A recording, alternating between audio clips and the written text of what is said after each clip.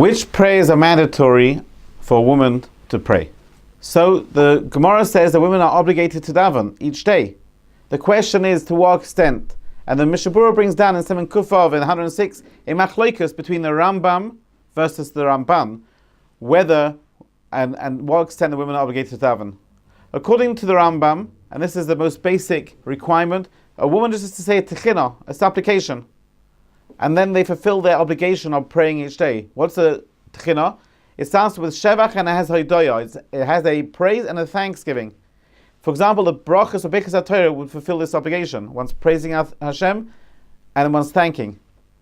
That's the most basic requirement. However, the Ramban's opinion is that Chazal instituted that women should daven 2 Shemona Esrei a day, even though it's a time-constrained mitzvah by different times in the day, which women are not normally obligated. Women are not obligated in mitzvahs aseish man grama, even if it's only required midrabanan.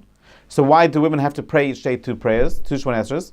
The answer is, since it's bakashas rachmim, it's requesting Hashem's mercy, which women require too. So therefore Chazal instituted that women should daven 2 tefillas a day, shachris and mincha. That means this is 2 opinions in the poskim. Men have to daven 3 tefillas a day, shachris morning, mincha afternoon, mariv by night. Women either have to just say techina supplication once a day, or according to Ramban, and that's what Mishabura says that the majority of the poskim hold, that the minimum requirement is to say both the tefillas shachris, Shemona Esrei, and mincha Shemona Esrei. What about the rest of davening? So just to point out, Mishabur brings the Mokan Avram, and in the days of the Chavetz Chaim, many women were too overwhelmed. The daily task of running the household prior to the industrial age certainly didn't give a woman the luxury and time which was required to daven. So all they said was 1 techina in the morning to be Yitzhak the Rambam. However, the custom amongst Mishabur says amongst Rov Poskim, and certainly nowadays women have accepted upon themselves with a freer time to try and daven shachris and mincha where that's possible. That means if it's not possible, they should say at least 1 techina a day. So let's list the 7 stages of priority. They certainly should say a techina, a supplication each day. If they are able to do more, they have more time, the women accept upon themselves to daven the Shemona Esrei of shachris and mincha. If they have more time, they should say the first pasuk of Krishma, the first pasuk of Krishma and Baruch Shem Kavod.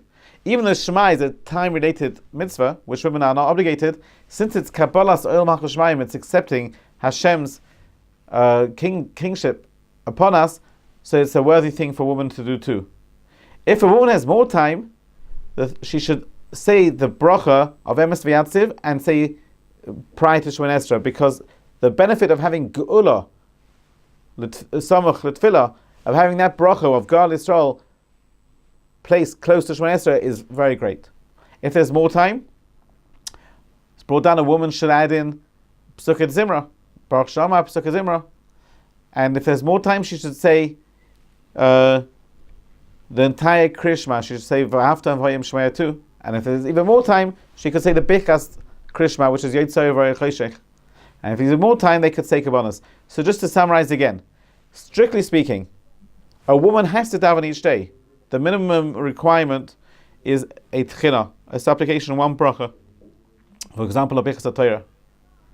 However, most poskim say if she's able to, she should. The minimum requirement is the 2 Shemona Esrei of shachris and mincha. If there's more time, she should say the first verse of Krishma because of the greatness of accepting Oil Malchus Shemaim. And then we ran through the other ones, the advantage of having Gula L'Tfilah, so she should say Emes V'Yatziv, and additionally what to add on to.